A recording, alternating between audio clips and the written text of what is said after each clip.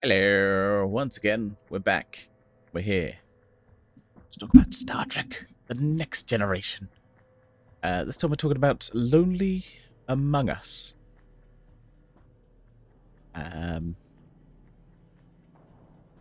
It's one of these episodes I'm like,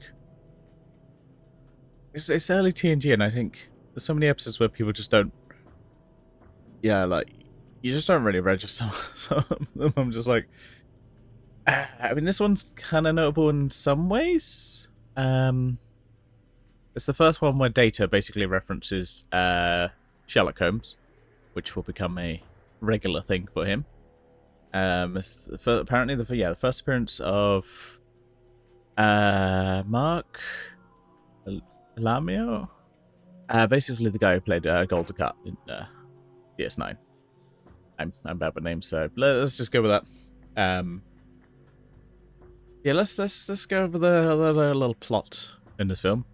To start off, the Enterprise is en route to planet Parliament, which I feel like just the name Planet Parliament as if like it's like a placeholder you put in a script where you're like, yeah, it's the Parliament planet. I'll correct that later. You know, where you just like we'll put that one in later. I can't come up with the name right now, so I just put in Parliament planet. It'll do. It'll do for now. Yeah. You have these two warring races. They just fucking hate each other. They just hate each other. They honestly do. You got the lizard people. The aliens. So this is what happens when I record these after like a week after I haven't watched the episode. I forget the fucking how to pronounce this. And the Antikins, who are the this kind of cat-like people. They also look weird. They're not like the cat-like people from like the animated series and a couple of the movies. Ones we like, and the one from the Doctor from like Lower Decks. Yeah, I don't know if we ever see this race again. I don't believe so. I'm trying to remember if we do. I don't think we do, but I could be wrong on that. But yeah, there's like a big old purple nebula, which fucking love me a nebula in a nebula in TNG and Voyager. There's always like a weird space nebula. I feel like they're a little bit in TOS, but I feel like they're just. I feel like they appear a lot more in. It's more of a TNG Voyager era. Obviously not DS9 as much because you know it's a parking lot. Yeah, I think Geordie and Worf were working away, and then we see like the kind of classic lightning effect that we see again in a lot of TNG, where we get like Worf gets electrocuted. I'm trying to remember. He gets taken over. I can't remember if he does anything while he's taken over. I think it then. Cause I think he's taken almost straight to. Oh no, yeah, he does. It's a little bit, but it's almost immediately gets transferred over to Beverly. Well, cause she's weird. She has like a scouter on. Just a weird thing. I'm just like, looks like a scouter. And I think it's one of those things where it's early TNG. It's something that you see like once and never again. Don't think we ever see it again. Yeah. She gets attacked by it, and then she's kind of like a little bit weird. I think she's like chatting to like Data on the bridge, and Data is like, "What the fuck?" He's just like, he's kind of questioning her, but like, he's also not quite sure. He's like, "What? You don't seem right," but like, almost like where you think someone's a little bit off normally, but you don't really want to bring it up because you don't want to like sound like a dick or anything. It's just like, you seem a little off. Nah. But it's fine, and she just like leaves eventually. Oh yeah, I think because the energy then... Oh yeah, because the energy goes into the Enterprise, basically. Kind of hangs around the Enterprise for a bit.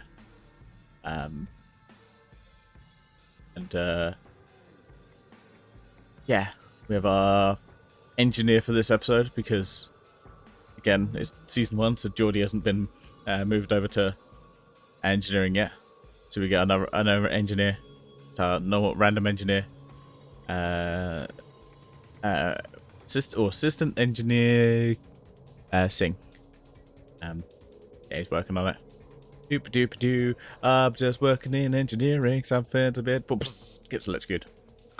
And then basically, because he gets electrocuted, they think it's the other 2 warring races because they're like, well, yeah, these guys are warring races, so they don't like each other. Yeah, Data goes full Sherlock Holmes, which is it's a nice kind of one of those nice, cute like things for Data. This first episode, this first episode we see him go full kind of Sherlock Holmes. I'm trying to think. There's like at least, yeah. What I'm saying, thinking of like Sherlock Holmes references. There's obviously the 2 Moriarty episodes, and I think there's maybe another 1 or 2 episodes where Tara and Geordie are kind of enjoying the Sherlock Holmesiness in the holodeck. I could be wrong if there's more, but I think that's right.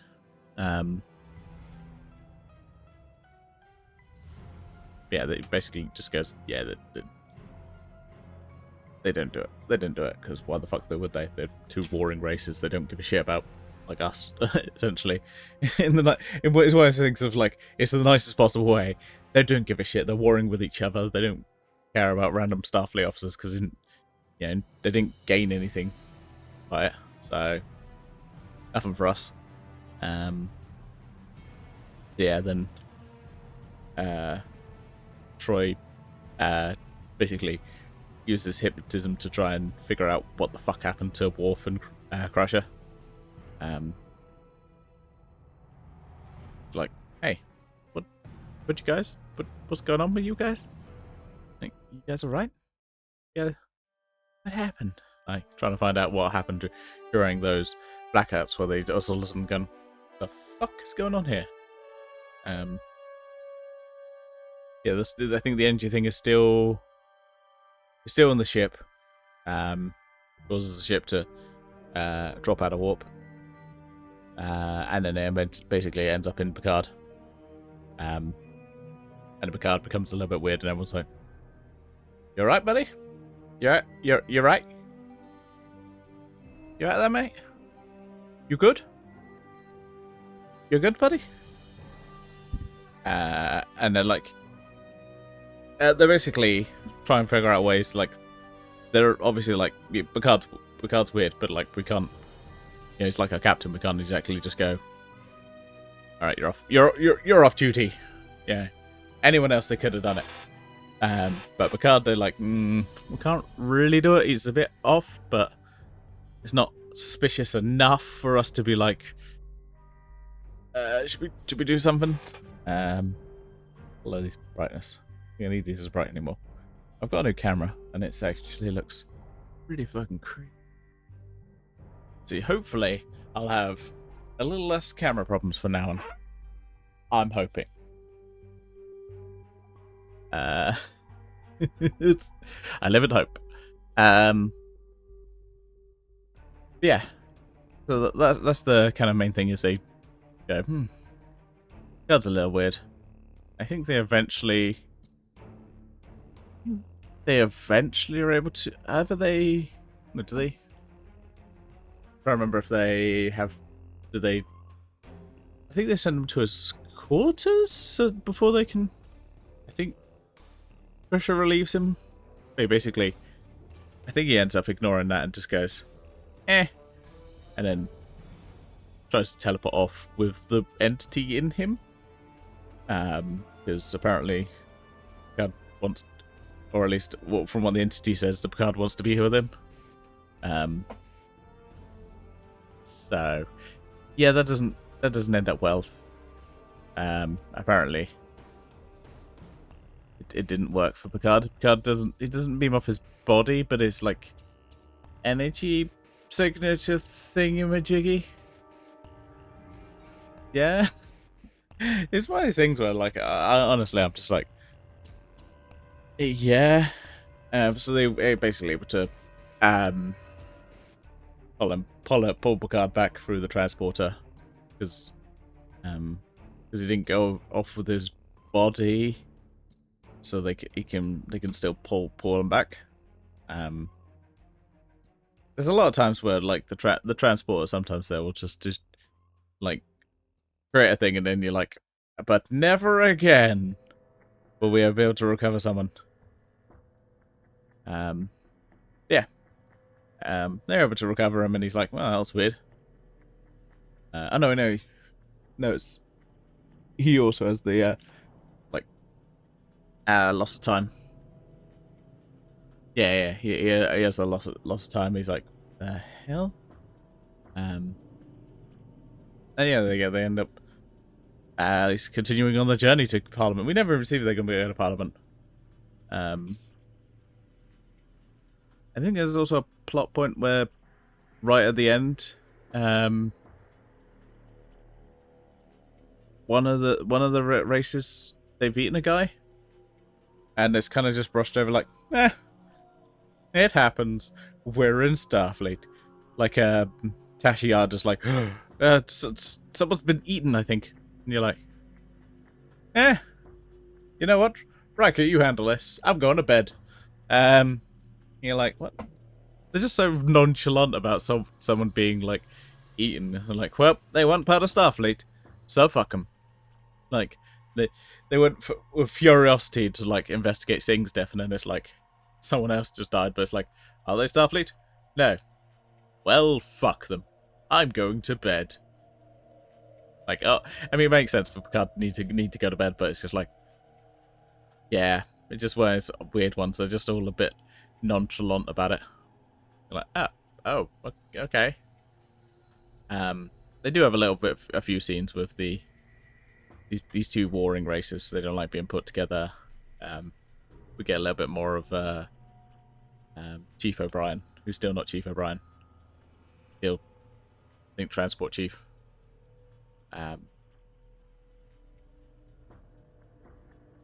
Yeah, but it's a weird one. It's not a good episode. It's one of those ones I'm like, It's like the A plot and the B plot are both like, they're just not good. You know? And it's not even like, I don't think they even end with like having a first contact with this energy thing. They just kind of fuck off and go, nah, I'm out, mate. No. Well, alright then. That happened. Great. No. It's one of those ones that's like, it's early TNG. A bit weak. Not a good one. I wouldn't recommend it personally. Yeah, I think that's enough for now. It's just one of those ones I'm like, I mean, the lizard people, at least like their makeup looks pretty good. I'm not a big fan of the cat people. They don't look as cool as the cat people we know and love. But yeah, they're not great. I mean, I don't think we see many. I think because it costs so much, we don't see like lizard races as much. It's normally just like a little bit they can put on one person. They're like, that's it.